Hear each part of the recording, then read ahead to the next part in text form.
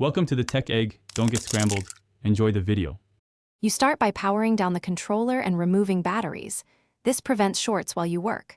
Once done, use compressed air to blow debris from around the RB. You want to see if dirt is the cause. Next, carefully open the back with a Torx T8 and a plastic spudger. Make sure to keep screws organized.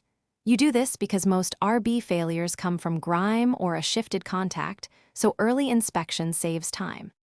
Once the case is open, gently lift the PCB and expose the RB microswitch and actuator. You need clear access to see wear or misalignment. Carefully unlock any ribbon connectors because pulling can damage them. Clean the switch and surrounding contacts with isopropyl 90%. This removes oils that stop contact.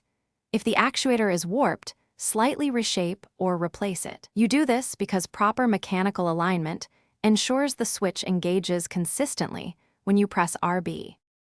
After cleaning and any minor repairs, reseat the PCB and double-check that the RB actuator sits exactly over the switch. Misalignment returns the problem.